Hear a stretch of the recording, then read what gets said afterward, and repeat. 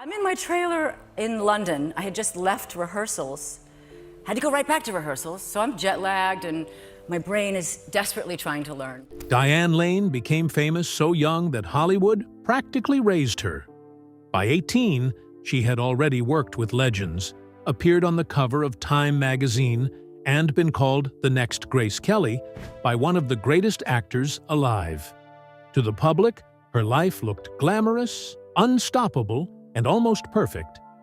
But behind the cameras, something far stranger was happening. But after her disastrous 16th birthday party left her deeply humiliated, Diane Lane made a shocking decision about how she would spend her 18th birthday. A decision so strange and unsettling that it completely caught Johnny Carson off guard when she revealed it on live television. When you hear what really happened that day, you'll realize just how cruel Hollywood can be to child stars behind the scenes. The child actress. Hollywood couldn't ignore. Diane Lane has been famous for so long that most people cannot remember a time before her face was on magazine covers and movie posters. She grew up in front of cameras, learned her craft on stages that most adults never reach, and earned the praise of the greatest actors of her generation. But the story she told one night on Johnny Carson's talk show revealed something about her 18th birthday that no one expected. The audience laughed at first, then they went quiet. Diane Lane was born on January 22, 1965, in New York City. The city would shape her career, but her family life collapsed almost immediately. Just 13 days after she was born, her parents legally separated. The infant Diane had no way of understanding what was happening, but the instability of those early years would echo through her childhood. She was raised in a fractured home, moving between parents who could not live together. The one constant was her mother's belief that Diane belonged on a stage. At age 6, Diane told her mother that she wanted to act. Most parents of a 6-year-old would have signed the child up for a local theater class or a community production. But her mother did something different. She took Diane to the La Mama Experimental Theater Club in the East Village, a legendary incubator of avant-garde performance. This was not a children's theater. There were no singing animals or fairy tale princesses. Diane Lane, at 6 years old, began performing in classical Greek tragedies. She learned the choruses of Medea. She spoke the mournful lines of the Trojan women. Her fellow actors were adults. Her audiences were hardened New York theater-goers. But she did not just survive the experience. She excelled at it. The work did not stay in New York. Under the direction of Andrei Sherbin, a visionary Romanian-born director, and choreographer Elizabeth Swados, the company toured internationally. Diane Lane traveled across Europe as a child performer before her age reached double digits. She learned to deliver theatrical lines in multiple languages, not because she was fluent, but because the avant-garde productions demanded linguistic precision. She was a child laborer in the best sense of the term, working constantly, traveling endlessly, and absorbing lessons that most actors do not learn until drama school. The theater work built a foundation, and the movies came calling soon enough. At age 13, Diane Lane did something that would be nearly impossible for a child to do today. She boarded an international flight from New York to Paris, completely alone. She had no standard parental consent documents and no chaperone. All she had was a ticket, a destination, and the determination of someone who had been working professionally since age 6. She was flying to Paris to shoot her major feature film debut. The film was called A Little Romance, released in 1979. It was a charming story about two teenagers who fall in love in Paris and Venice. Diane Lane played the female lead opposite a British actor named Thelonious Bernard. But the film's most famous cast member was not the young lead. It was Sir Laurence Olivier, widely considered the greatest actor of his generation. Olivier played an elderly pickpocket who helps the young couple. He worked alongside 13-year-old Diane Lane and saw something in her that few adults recognized. After the film wrapped, Olivier spoke to the international press. He declared that Diane Lane was the next Grace Kelly. It was the kind of comparison that could crush a young actor under the weight of expectation. But Lane did not crumble. The comparison to Grace Kelly was not just praise, it was prophecy. Within months of A Little Romance opening in theaters, Lane's face appeared on the cover of Time magazine.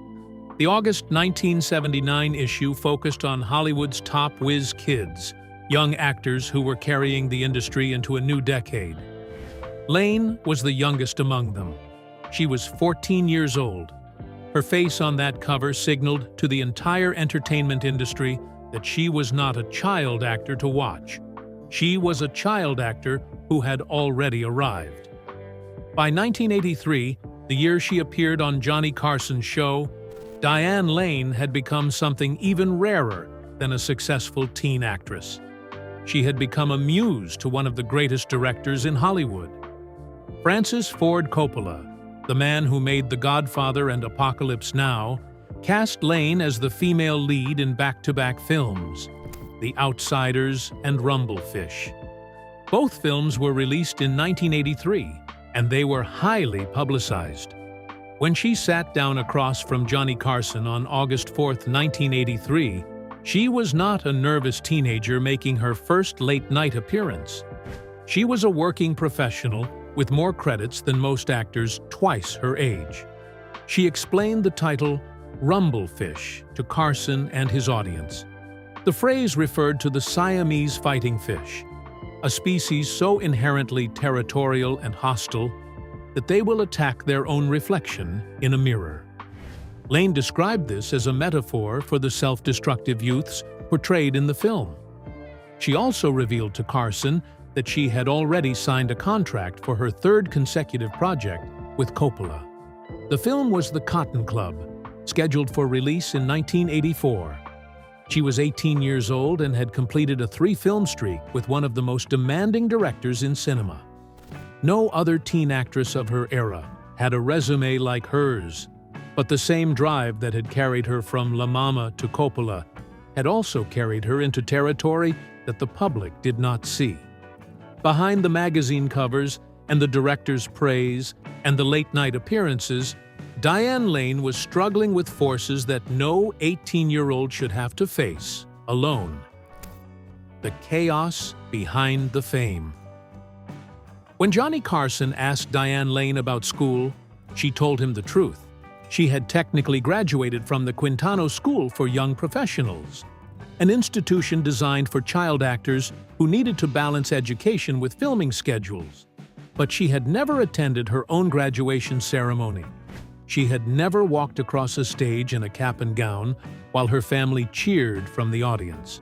Instead, her high school diploma and her class ring arrived in the mail. A postal carrier handed her a package, and that was that. The moment that most teenagers mark with photographs and parties passed for Diane Lane as just another delivery. The reason she missed her graduation was straightforward. She was working.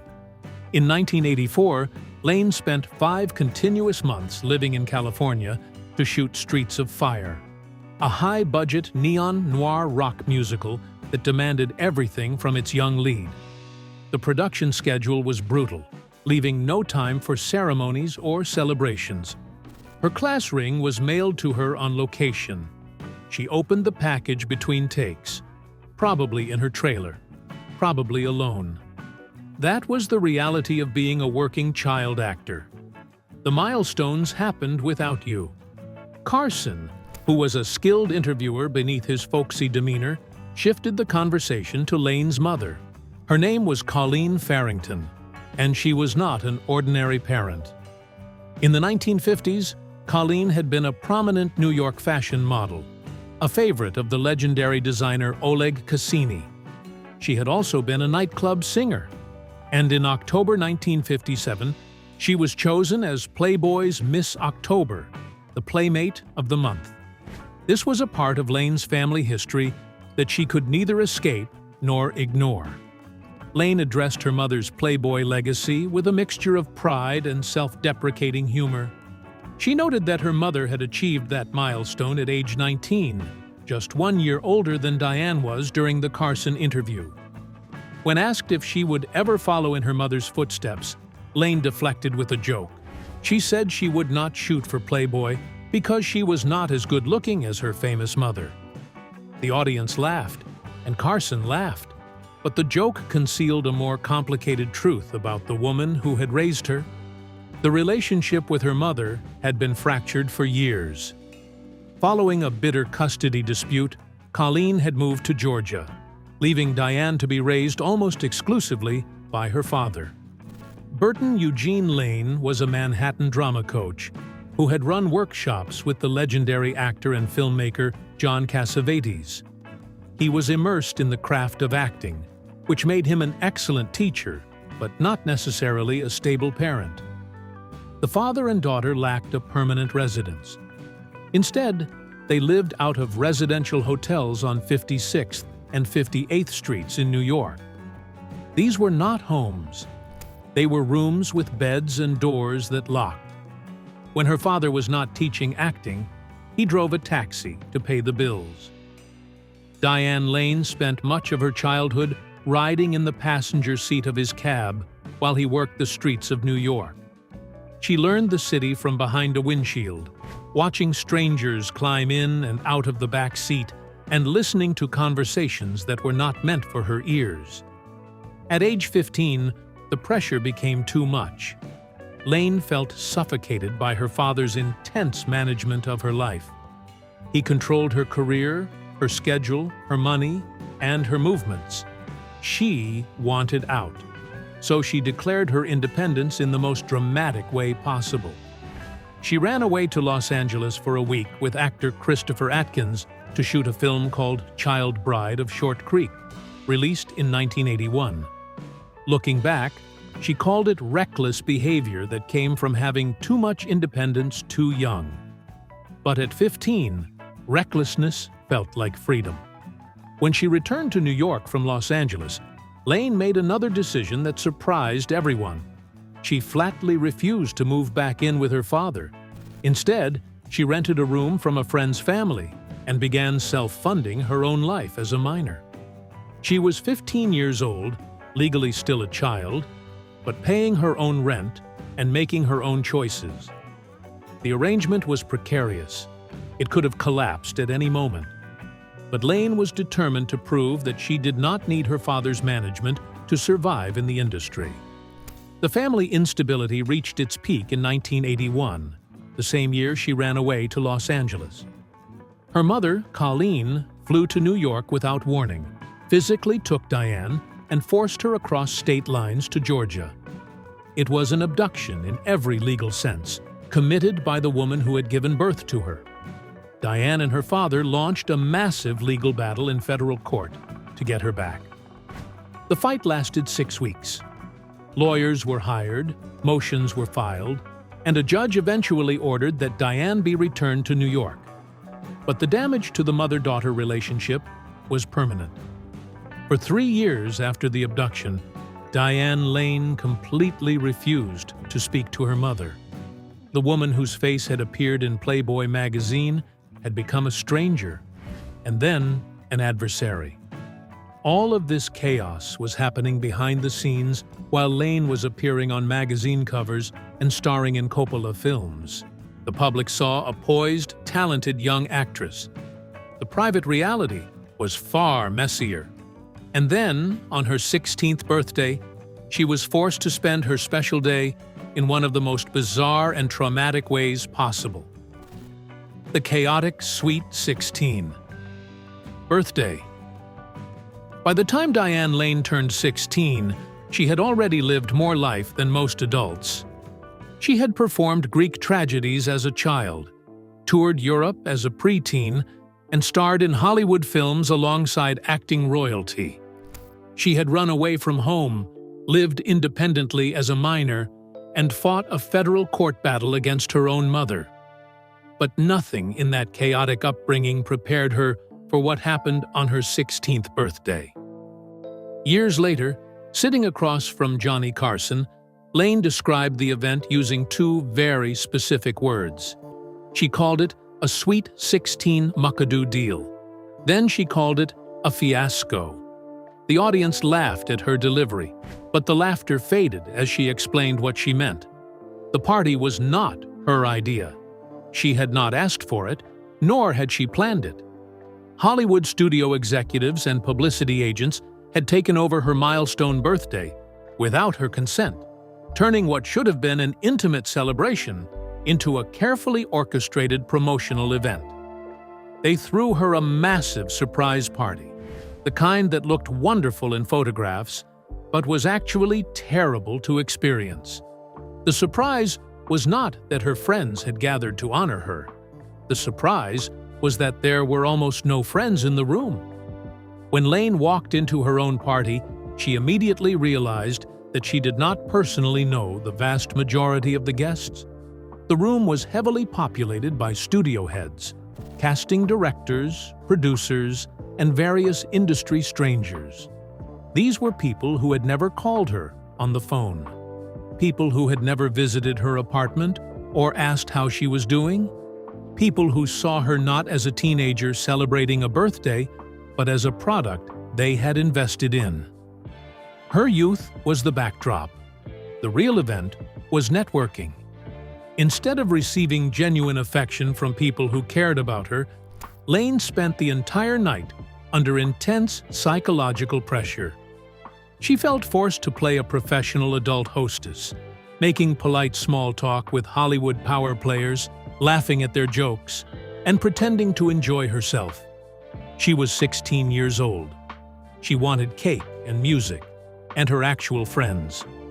What she got was a room full of people who measured her worth in box office returns. The emotional trauma of that night ran deeper than anyone at the party understood. Having her personal life weaponized for industry public relations caused a permanent shift in her psyche. In that moment, Lane made a vow to herself. She would never again allow Hollywood or public expectations to control or witness her personal milestones. The birthday party was supposed to be a celebration. It became a lesson. And it was a lesson she never forgot. The Sweet 16 party left scars that did not heal quickly. For months afterward, Lane found herself looking at industry people differently.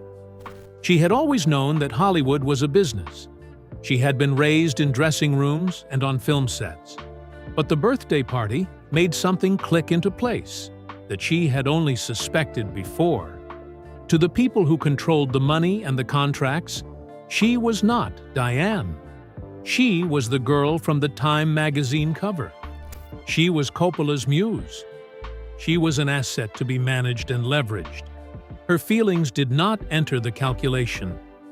That realization changed how she approached her career. She became more guarded and selective about which events she attended and which people she trusted. The wide-eyed child who had flown alone to Paris at a young age was replaced by a more cautious young woman who understood that Hollywood's affection was conditional. The industry loved her as long as she was profitable. The moment she stopped being useful, the invitations would stop coming. The birthday party had taught her that lesson at 16. Most actors learn it much later, if they learn it at all. The party also affected how Lane viewed celebrations in general. For most teenagers, a birthday is a rare moment of pure joy, a day when the spotlight is warm and the attention is welcome. For Lane, the spotlight had never been warm. It had always been scrutinizing. Her 16th birthday was not a celebration of her life. It was a demonstration of how completely the industry had colonized her personal existence. Even a birthday, the most personal of milestones, belonged to the machine. By the time she turned 18, Lane thought she had figured out how to navigate Hollywood without losing herself. But then her 18th birthday arrived, and the way she chose to spend it was so unexpected, so far outside the normal behavior of a Hollywood starlet, that even Johnny Carson was surprised when she revealed it on national television. The audience expected her to describe a party. What she described was something else entirely. How Diane Lane spent her 18th birthday. Diane turned 18 in 1983. During that period, the public image of young Hollywood stars, particularly the emerging Brat Pack, was defined by heavy clubbing, expensive VIP parties, and a lifestyle that seemed designed to generate tabloid headlines. Drinking, dancing, and late nights at exclusive venues were the expected behaviors for any actor under 25 with a rising career.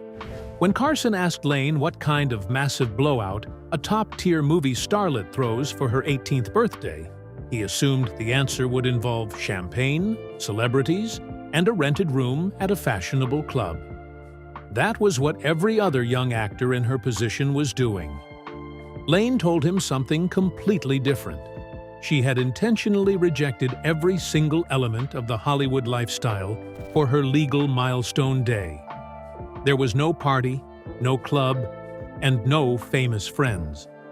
There was not even a small gathering at her apartment. Instead, Lane had spent the entirety of her 18th birthday completely alone. Her entire celebration consisted of taking her dirty clothes down to a standard public laundromat and spending the day doing her own laundry. The revelation that a major movie star, whose face was plastered across magazines and movie screens, had spent her legal birthday washing her own socks threw Carson completely off guard. He paused and looked at her. The audience laughed, but it was the kind of laughter that comes from genuine surprise rather than a rehearsed punchline. Lane was not joking. She had chosen the laundromat deliberately as a form of emotional protection following the disaster of her 16th birthday. She had vowed never again to let Hollywood control her personal milestones. Spending the day alone, doing something as mundane as laundry, was her way of keeping that vow. The moment became one of the most memorable in Carson's late-night history, not because it was dramatic or scandalous, but because it was so completely ordinary. A beautiful, famous, wealthy 18-year-old actress at the height of her power chose folding clothes over flashing cameras. She chose solitude over spectacle.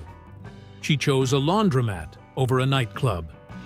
In doing so, she revealed something essential about herself that no magazine interview had ever captured. She was not interested in performing her life for an audience. She wanted to live it on her own terms. The Laundry Day birthday was not an act of rebellion. It was an act of self-preservation.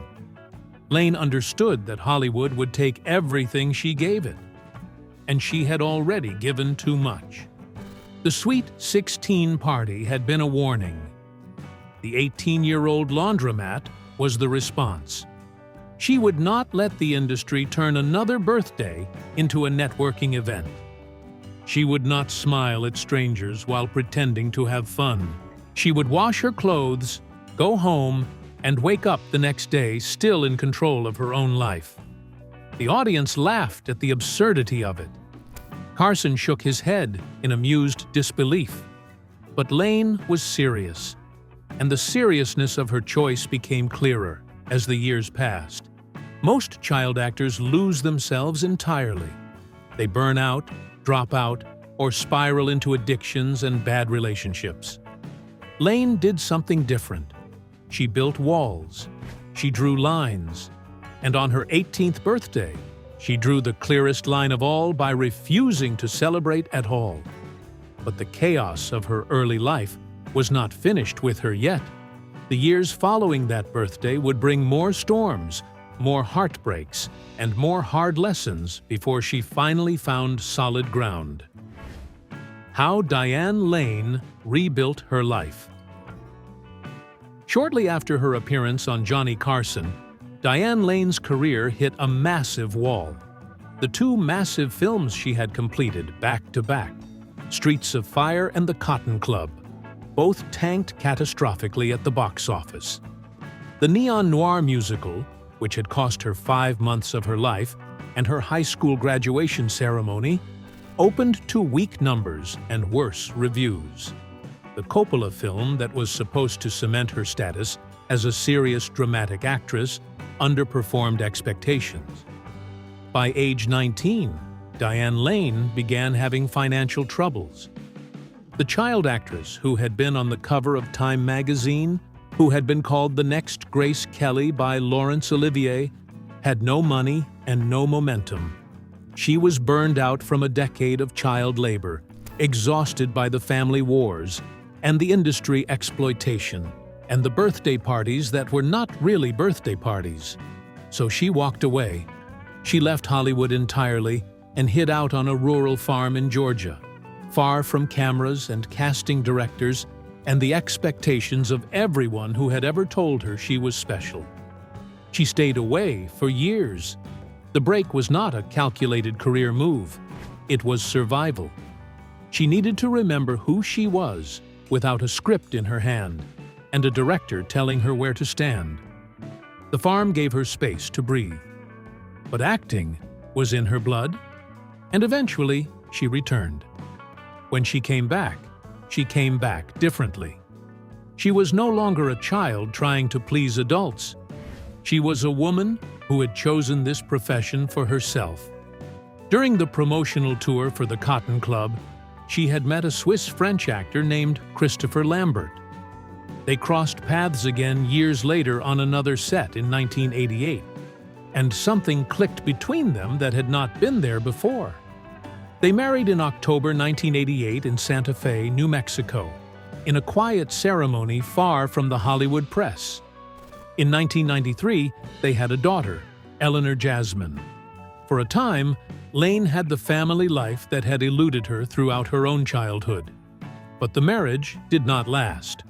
The couple divorced amicably in 1994, and Lane became a single mother.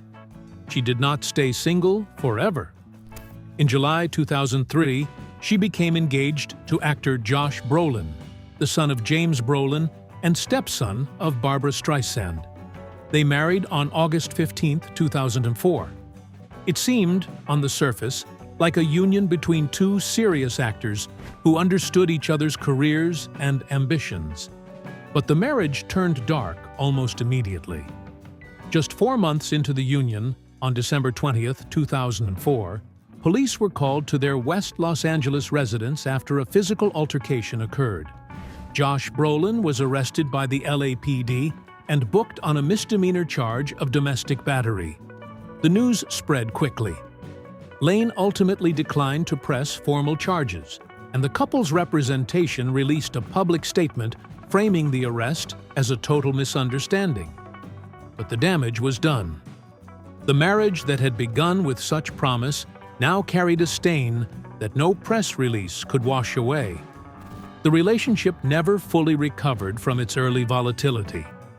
For nearly a decade, the couple stayed together while the public speculated about what was really happening behind closed doors. Lane said little, and Brolin said less, but the strain was visible to anyone who paid attention. In February 2013, the couple officially separated and filed for divorce.